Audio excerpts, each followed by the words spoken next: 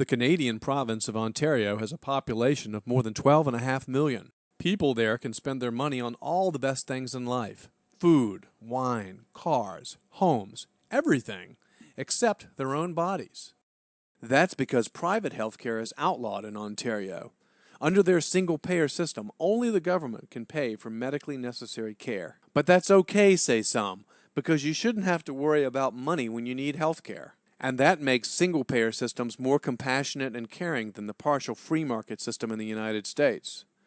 So how compassionate and caring are single-payer healthcare systems? They don't care how long you wait, you'll get to you sooner or later. But it's free. It's free. Lindsay McCreath, a retired body shop owner from Newmarket, Ontario, began having headaches and had a seizure in January of 2006. Both he and his doctor suspected a possible brain tumor. He needed an MRI fast. How long was the wait? 4 months before we could get our first MRI here in Ontario.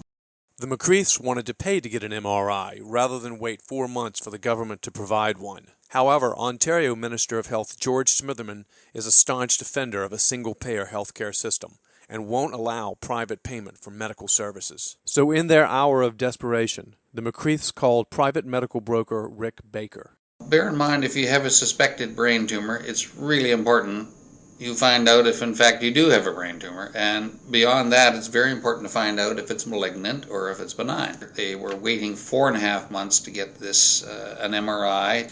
Came to us on the 2nd of February of 06. On the 3rd of February they were down in Buffalo. They got an MRI which indeed showed that Lindsay had a brain tumor.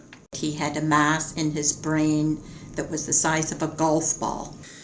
He came back to Canada with his MRI in his hand, went to see his family doctor. He was given a May the 27th date to see a neurosurgeon. Now this is back on the 3rd of February. I was angry at the waiting of 3 months. He didn't want to wait till May the 27th, knowing he had a tumor. So I got on the phone to Timely Medical, Mr. Rick Baker again. Once again, we went back to Buffalo. The surgery was scheduled for within a week's time. Our GP said go. Lindsay McCreath got his brain surgery in the U.S. The results of the biopsy? Cancer. Luckily, a well-contained grade 2 astrocytoma tumor. If that had been a class 4 astrocytoma tumor, he would not have made it. He would not have lasted 8 months. He would have, in all likelihood, have died.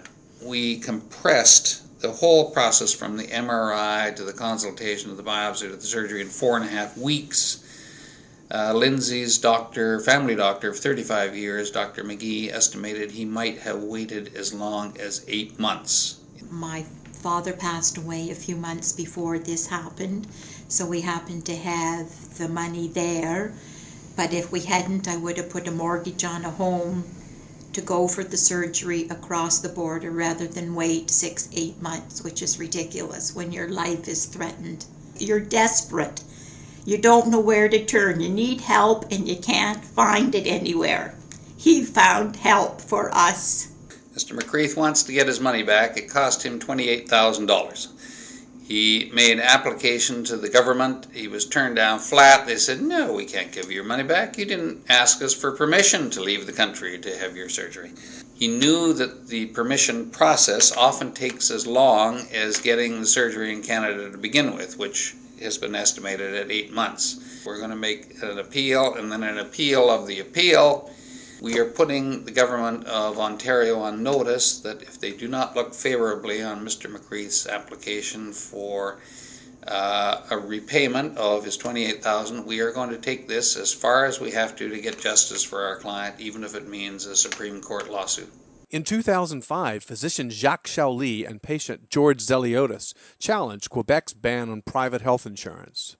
Their lawsuit went all the way to the Canadian Supreme Court, and they won. Mr. Baker's lawsuit against Ontario on behalf of the McCreaths may also fare well in the courts. Isn't it ironic that while the Canadian government's monopoly on health care is slowly crumbling in the face of widespread suffering, liberal Democrats in the U.S. are pushing to adopt a system much like the one that has failed so miserably in Canada?